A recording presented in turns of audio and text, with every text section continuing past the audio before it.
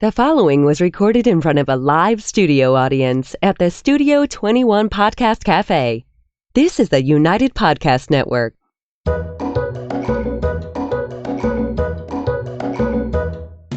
Welcome to the Quirky Dog Podcast, inspired by some of the quirkiest dogs you can ever imagine and the owners who love them.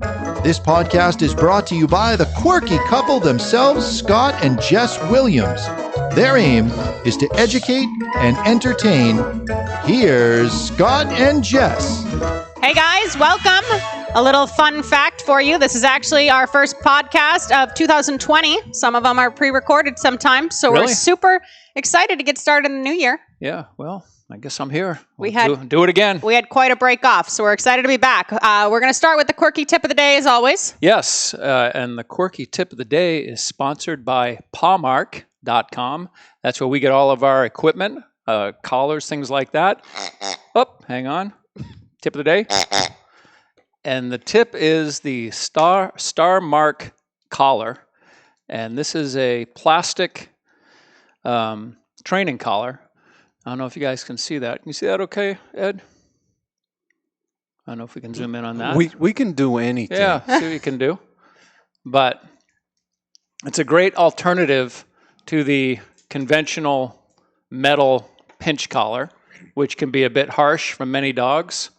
And what I would do when I'm training is, if I was going to go this direction with my training, I would always start with the Star Mark plastic pinch collar first before going to something a little more aggressive like a metal pinch collar. So the Star Mark collar, and they're becoming so popular now that you can find them in your big box pet stores like Petco, or what's the other one there?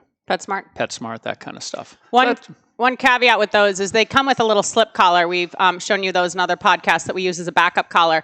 And if you wonder what that's for, it's because these are made of plastic. So if the dog lunges or something, the plastic could pop open, or you potentially could not hook it correctly. So the little slip collar is there just as a backup collar, and you want to clip the leash to both. And another thing about these, which is funny, is they used to be super hard to clip the plastic links on and off, like especially for older women with carpal tunnel or something. So Scott actually wrote the company, and they put in this little bolt snap, and that was his little added invention, and now they're all sold that way. So good job, honey. Yeah, one thing about the slip collar, for some reason they don't explain what the slip collar is for on the package, so everybody throws them away because it doesn't make any sense. You just got this strip with two rings on either end of it. So anyway, that's about it. It's a nice tool and very inexpensive. It's about a $10 to $15 item. Yeah. All right. So what is balance training? Well, first of all, what's the name of this podcast? What are the evils of balance training? Oh, I'm getting uncomfortable. Yeah, it's like going back to a Halloween horror episode. So balance training is when you use reward-based techniques, but you're also combining aversive consequences. And it's a big buzz topic, and everybody says positive reinforcement's the only way to go. You can only train with food. Don't ever do anything to the dog that's aversive. But what really are the facts of the matter here? So we are here today to tell you guys all about that. Well, why don't you tell us about it? Well, what is an aversive consequence? What do you mean by that, first of all? When you're applying pain or pressure to the dog. So there's one thing, like some positive trainers would say, if the dog doesn't do something and you put the dog in a crate, that's an aversive. A lot of positive trainers just see that as giving the dog a consequence. So usually balance training has to do with either popping the leash on a martingale collar or using tools like pinch collars and e-collars and everything else. And it's kind of a common sense approach to dog training in a sense. It's similar to child rearing. We don't always just let the kids do whatever they want. No, I use a pinch collar on my kid. Yeah, it worked fine. I mean, you're pretty balanced. Well, no, he didn't really. But there are consequences in life, guys. We always said to clients, if you go to work and you don't get paid, you're not going to keep going to work. If you don't go to work, you're going to get fired. So there's going to be a consequence there. And at the end of the day, all trainers and all dog owners used to train with a choke collar and a leash way back in the day, and the dogs were way better behaved. And before you think that we're just going crazy balance training and it's the only option, positive training works as well. And after the break today, we're going to get into what that means and how that actually works, because there is this fallacy out there that positive training is absolute BS. And a lot of times, the way that it's shown and the people that are demonstrating it, it does seem like that. But it's not that positive training doesn't work. It's that, can we actually get the dogs to listen that have had reps and years of doing bad things? Yeah, I mean, there's bad positive trainers and there's bad balance trainers. So It's easy if you're on, taking a position from one side or the other to just point out the worst of the opposing view. But the reality is there's great trainers that are not implementing any physical corrections, and there's great trainers that are using e-collars that are able to do amazing things with dogs.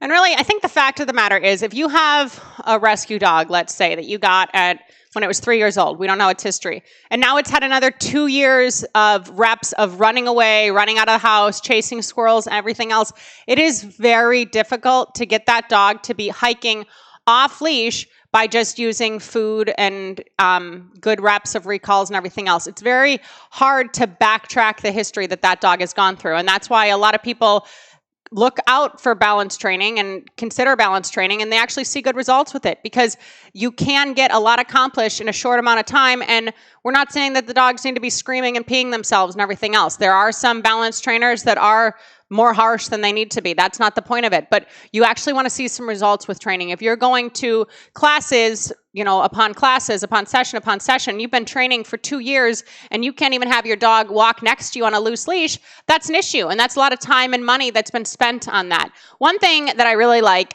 is when Scott would work with an e-collar and with all these tools, is he gave a lot of leash direction. So this new wave of e-collar training has kind of gone into, you just use the e-collar and you communicate everything with the e-collar. But it's really nice if you can teach the dog to do things through the leash, and then the e-collar is just an enhancement. Now, granted, pet owners aren't going to be able to use the leash as well as Scott did, but it gives another layer of understanding to the dogs, and you're not just relying on the e-collar. You don't want, if the e-collar is not on, the dog doesn't listen. If the pinch collar is not on and the leash is just attached to a flat collar, the dog doesn't listen. You want the dog to listen under all circumstances, and that's a really important part of any training. Yeah, when I was training, I would do whatever worked for that dog and that owner at that time, and I didn't have a methodology that I felt I needed to prove to everybody. And sometimes there are some trainers out there that, if they're on the positive bandwagon, they're on such a crusade to prove that their methodology works that they're not open to anything else. And it's the same thing with, I've seen a lot of e-collar trainers that they're on such a crusade to prove that the e-collar works for all dogs that they'll force dogs through situations that don't respond well to e-collars. And I've had many dogs that over the years that did not respond well to an e-collar. And they are far and few between. But there are dogs that, even on the absolute lowest level, on a very good collar, they respond adversely, and it could be because they had a lot of experience on an invisible fence. They already have a preconceived notion about electronics and that type of stimulation.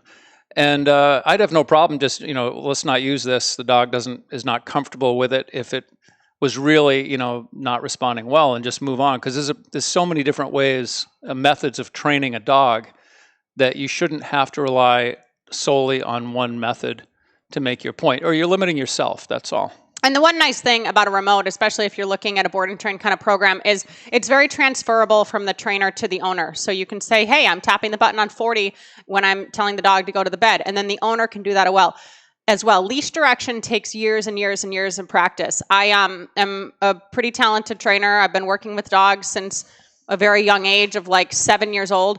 And I would say it took me about 3 years of training with Scott before I was like, oh, wow, I just used the leash exactly how he used it. Like I felt it, I saw it transfer to the dog. It took me that long to see those mechanics day in, day out, and then be able to replicate that. So for someone that has no experience working with dogs, it's really hard to get those leash mechanics straight. And this balance training stuff, a lot of people are still using food, you guys. Like, we want to reward the dog for the good thing. You want the dog to be happy and wagging its tail. We're trying to get the best out of the dog. Back in the day, when it was just the choke collar and the leash, they weren't even using food back then. Like, we still want to reward the dog for good behavior and get the dog excited about stuff, but then the food can also be an issue too. It can kind of be counterproductive in training. Yeah, and if the dog is not food motivated and you're only using food and a clicker, for example, for your training methodology, you're really stuck. You're at an impasse where you need to either start not feeding the dog at all unless you're actually training, or there's just not much you can do. You can try and get creative, reward the dog through the environment. Maybe if it likes a toy, maybe I've had some trainers tell me that the dog loves to mark. That's their favorite thing to do, is to do this marking behavior. So that becomes the reward for the dog. But that's why I think the electronic training has become so popular, because you can get just about any dog to respond the way you want them to respond within just a few sessions. And a lot of dog owners have no interest in becoming trainers, and I understand that. We get dogs for the companionship, not because we have a passion for dog training. So if you have a dog that's running away and you want the dog to come, and an e-collar trainer says, I can make that happen for you in 3 or 4 classes, of course it's a realistic alternative to spending weeks, months, if not years, trying to get a dog to do it without any type of consequence and getting them off leash. Or never taking the dog off leash again. And the thing about going back to the food and dogs that maybe don't have a really big appetite or something, some dogs are very environmental in new places also. So they're not going to eat just because they're away from home, or they don't eat, if the bowl isn't dish instead of a metal bowl. Like, it's very particular the way that dogs have been conditioned and the owners have allowed them to act. And food also, for a dog that's really excited, can be an issue. If you have a really drivey lab and they're just jumping up to get the food, and as you reach for the food, now they're breaking their sit when they're next to you and everything else, sometimes it's more of a curse than a benefit. So it just depends. But what we want and what you should want for your dogs is to see your dog complying, doing a behavior, getting rewarded for the behavior, and being very clear about the expectations. You want to be able to walk up to the bed and praise the dog. If the dog got off the bed and you go to put them back on, you want them to realize, oh, I've failed here, and that's why I'm getting put back on the bed. And with that said, you guys, I do not train my own personal dogs with tools. I do not use pinch collars. I do not use e-collars. I have a very, very, very good recall on one of my border collies, and I have a decent recall on my other border collie. And the caveat there is I'm not sure how she is around small creatures. I mean, I can have her loose in the yard with me and stuff, but... Well, you use food. Food is your tool. Yeah, but I'm not using balance training tools, just to say. So it's not that we're trying to sit here and this is the way to do it, and this is what we believe, and this is what has to happen. Everybody can be on their own journey, but I'm fanatical, and not everybody can be fanatical. So you have to do what works best for you and your home and your dog. And these people that are going to impart their knowledge and their belief systems, and sometimes even the vets are telling you what's right and what's wrong, you do what's right for you. And if you don't feel comfortable about something, that's fine. Maybe that isn't right for you either.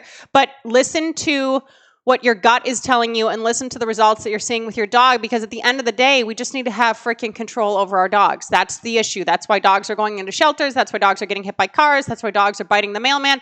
No one has control over their dog.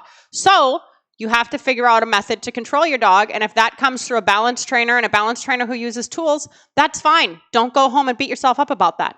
Yeah, and also, if you really care about your dog and you care about training and you want to do the right thing, the first thing I would do is pick up that book, Rough Love, off Amazon by Susan Garrett. Yeah. We talk about not being permissive, and that's one of the biggest problems a lot of people have, is they're just simply being too permissive, and that could be out of ignorance, just not knowing what to do, so they do nothing, which is worse than doing the wrong thing. Quite often, it's better to stop a behavior through any means possible than stand there and say, geez, what do I do? The dog is lifting his leg on my couch, for example, Yeah, or the dog is growling at my kid. I don't know what to do. So positive is not permissive, and that's a quote right on the title of Rough Love. So after the break, we are going to talk about why positive training does work and some more about balance training, and we'll catch up with you guys then.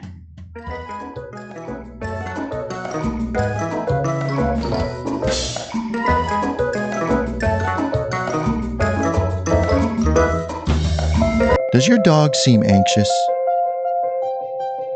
Would you like your dog to relax? Do you want to feel more in control? Would you like your dog to cooperate? HowToCalmYourCanine.com.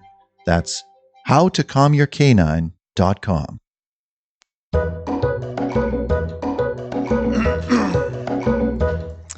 All right, guys, we are back.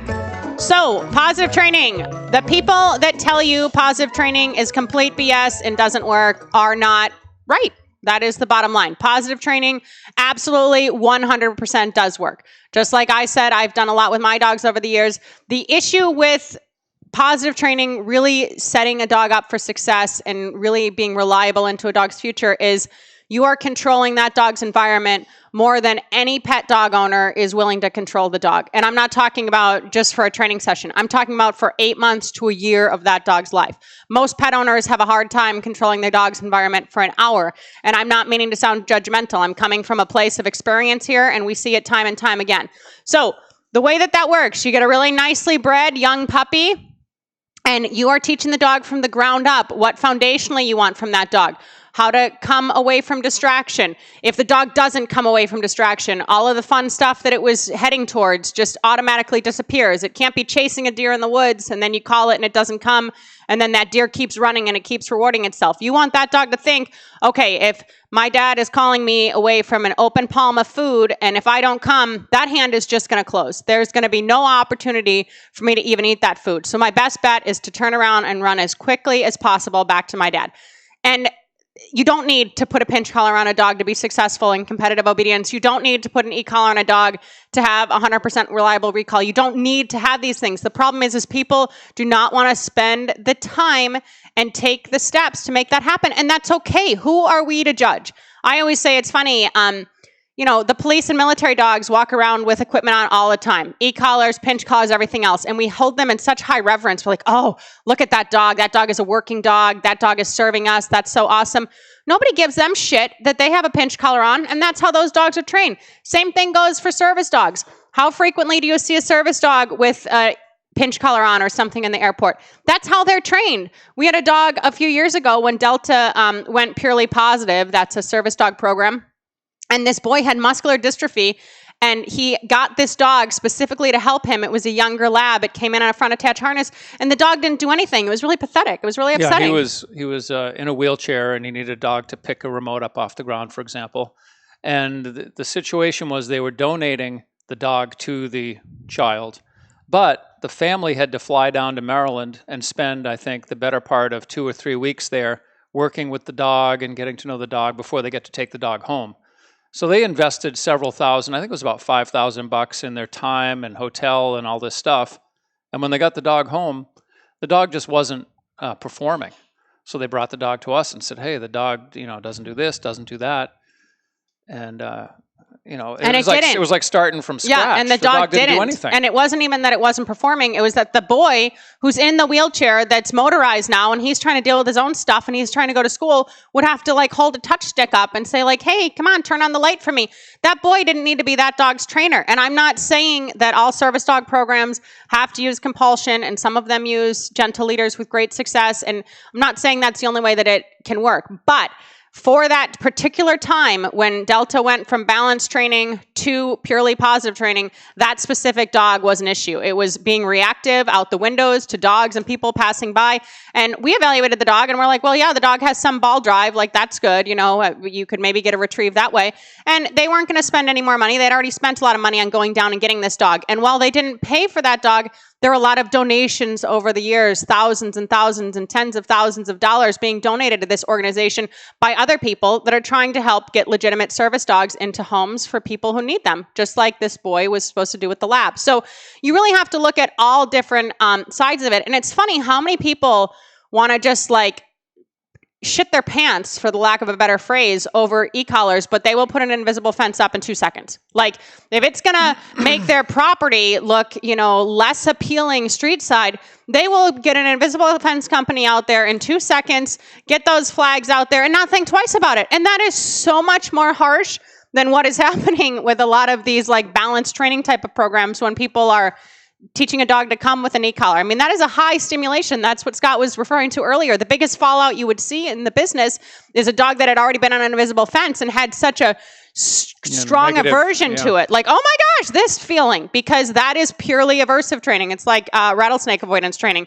You're there, you get hit really high. That's what it is. It's purely avoidance training. You want the dog to avoid those flags. So, we're all in really strong camps. And then when it comes down to it, people are really wishy-washy with the invisible fence stuff, and it's the same freaking thing. It's just the remote isn't in your hand. Yeah, people feel like if the dog does it to themselves, it's on them. It's your fault. Just don't go by the edge of the property. But if they have to push the button, now they feel like they are hurting their dog, and nobody wants to hurt their dog, including us. We don't want to hurt the dog either.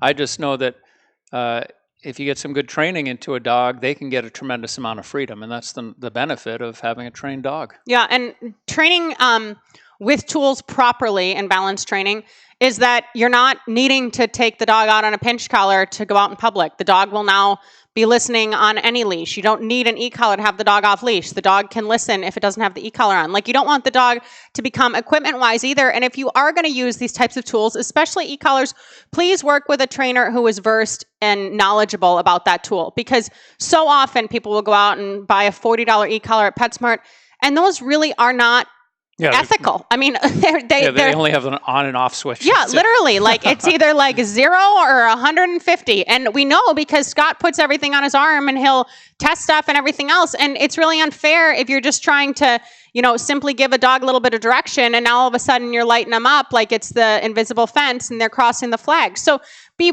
mindful of these things. Just because we're saying, balance training works, that doesn't mean it's something that you should go do on your own. And if you're going to use an e-collar, if you're spending less than $150 on the e-collar, unless it's a used e-collar that, was reconditioned or something and somebody getting rid of it, you're probably not purchasing the correct collar. You want to be very careful with the equipment you use because it's important and it can be harmful to the dog in the sense that they don't know why all of a sudden they're getting zapped on, 100 to get into a crate when you're just trying to overlay it with something they already know. So be conscious of those things. Yeah. And that being said, even you're talking about e-collars and pinch collars. I mean, a decent dog trainer can train a dog on just a flat collar. Oh, 100%. I've had so many dogs come in that the first thing I would do is work with them just on their flat collar, get a feel for the dog. A lot of them are sensitive and they would work with me very well on a flat collar. And there are some dogs that you can go from a flat collar to a pinch collar to an e-collar, and they are so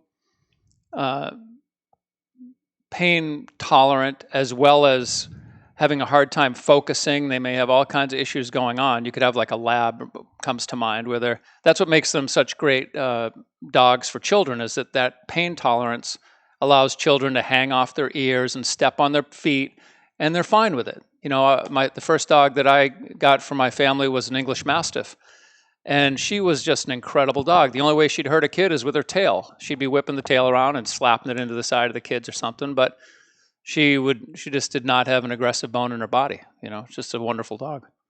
She was a good dog. Yeah. But you just want to be thoughtful, guys. If you're seeing the positive wave and you're seeing the results that these trainers are putting out and you're saying, oh my God, that's the biggest load of crap I've ever seen, I understand that you might be coming from that standpoint. I get it. But it is a long journey to be a positive trainer who can create reliable results. Let's put it that way. And it's a long journey to find clients who also can follow through with those protocols. I had many pet dog clients over the years. It's hard to get people to follow protocols on either side. That's true. But to actually commit to that and say, okay, I'm not going to allow my dog to do this and everything else. And I do have some clients that are very successful that either have their dog on a front attached harness, or they had a gentle leader at one point, or they just walk around on a flat collar, and they're very nice dogs and they have very full lives with their dogs. But most people aren't willing to put in the legwork to make that happen. And that's okay if that's you and you're not cutting corners. You just need a dog that you can live with and that your family can live with, and that actually responds to you and listens to you and doesn't make life more stressful than it already is. And the extremes of the positive, you were even finding that nail video the other day you were mentioning. Yeah, I mean, it was going to such an extreme with the hands-off approach to dog training that I saw a class where they were using a scratch board, like a small piece of plywood with sandpaper on it, and getting the dog to start scratching at it as a way of trimming their nails. And you need to teach the dog to scratch the front, and then you need to teach the dog how to scratch with the back paws on the thing. And it's a big production, and it's one of those things that I scoured the internet before I commented on this in another post that I had put. I went on YouTube and I started looking for dogs that do this behavior.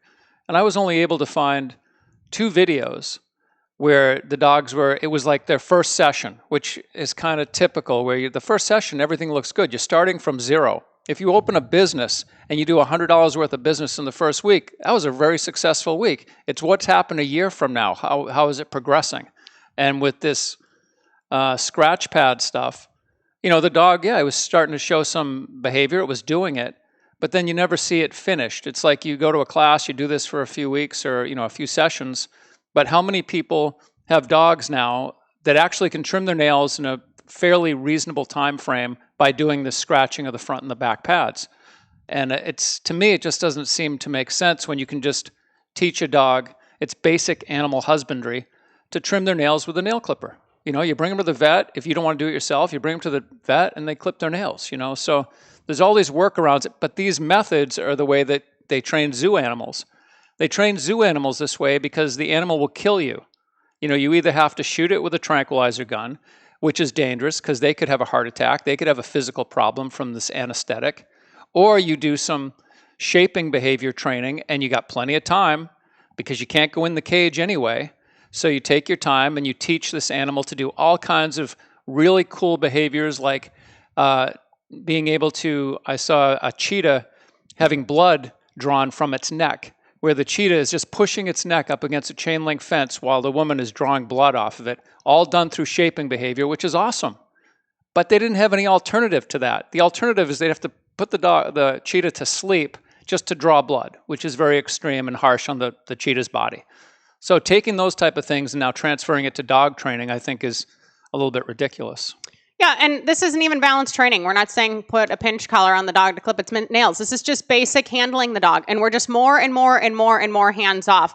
We read something this week that said, all dogs pull. It's no big deal. Don't worry about it. As long as the dog isn't aggressive towards, humans or other animals, just it's put fine. them in a nose work class. It's no big deal. And yes, that's true. All dogs do pull for the most part at this point, but then someone, dislocates their shoulder. Then the dog gets loose and runs across the street. Then it's an issue. So where is our baseline here? What are we going to be expecting of dogs and owners as a baseline? And if you're getting a ton of heat about looking into balanced training or something else, don't internalize that. Don't make that your own thing. We have a Skype consult with a guy I went to college with and his wife this weekend, and their trainer said, "Hey, you're doing everything possible. You're implementing everything perfectly, but your dog isn't responding. So I'm going to have to let you go as a client." That was the first time we've heard of a client being fired. And I don't know if they got a refund for their last class or what. But so often these positive trainers, we hear, "Oh, I tried to call her back, but she was too busy." No dog trainer is too busy, you guys, that they're working from 7 a.m. to 10 p.m. every single day with different clients and they can't fit you in. If they are, they should raise their prices. That gets into a little I just more want to say another thing. sales. Excuse me one sec. About, we're talking about these pinch collars, knee collars, and all this stuff, and these aversive tools. The more you work with your dog, the less corrections will need to be implemented because you're actually training your dog. They're enjoying the process. They're working with you. They're having a good time. You guys are doing things together. You need to use more aversives when you don't really want to train your dog. You just want to control your dog. That's when people get into, you take your dog out for a hike once every 2 or 3 weeks and you don't want the dog to, they want the dog to come back. So you put the e-collar on them and you have to hammer them to get them to come back to you. And they do it because they were trained to do it. But if you worked with your dog on a regular basis, you don't need to be making all these corrections all the time because they understand the relationship. And once you get that relationship the way it should be, there should be very little, just like a kid that's been raised to respect their parents. There isn't a lot of need for punishing them if you raise them in a mature way. Yeah, and we get it. People have a hard time using these tools. You're preaching to the choir. This was the origin of canine healing. We see it all the time. They don't want to push the button, but the dog, its ears went back. We understand that society has a hard time with these things, and that's why and we also understand that training has a lot of technique, so we said, fine, let's go behavior management route. Let's just get people and dogs living harmoniously together so they at least can coexist without a lot of stress. Whatever your path is, that's your own choice, but don't let anyone else guide that path for you. That is not fair.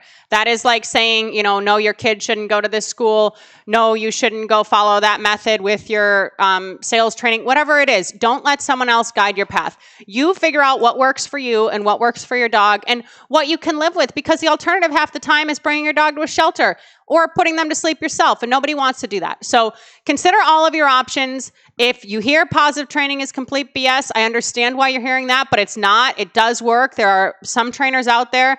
I would say I know about 6 people who can raise dogs really well from puppies to adulthood, and they have great results with their dogs and everything else, but they are training every single day. They are training every single scenario. They are setting every single thing up, so their dog is absolutely amazing in all instances. Well, I would say every competitive dog person I know does that. It's a lot more than 6. I'm saying positive. Oh, okay. Yeah. Yeah. Yeah, there's balanced training. A lot more people have a lot better results. But purely positive people, I would say I respect 6 trainers worldwide that I would say, hey, follow their stuff, do their stuff, everything else. When the puppy is 8 weeks old, most of the time you just want to let it play with the kids. You're not going to put in, 8 to 10 training sessions a day and control every aspect of its life for a year and a half. If you are, totally fine. You can email us at studio@thequirkydog.com and I can give you some names of people. But otherwise, if you're going the balanced trainer route, go it. Do it. You own it. Do it. A lot of great balance trainers out there, and a lot of balance trainers that are really good people and really care about the dogs and just want to see you and your family live without all this BS, because it is. The dogs are just unruly at this point, and it's stressful for the kids. It's stressful for the parents. It's stressful on the wallet. It's stressful to go to the vet, all of this stuff. So you guys do what works for you. Yeah, and one of the reasons that the balanced training is more popular and I think more needed is because people typically don't get into training until after there's behavioral problems. So at that point now, the dog is already 8 months to a year old. You've missed all that beautiful, foundational time where you could have been doing a lot of positive stuff and not having to implement a lot of, aversive techniques.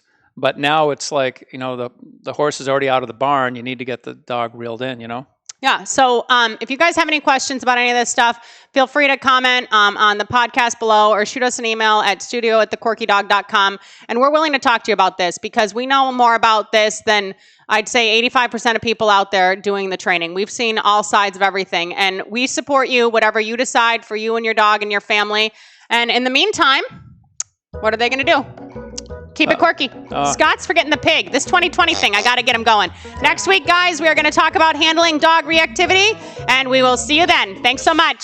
Peace.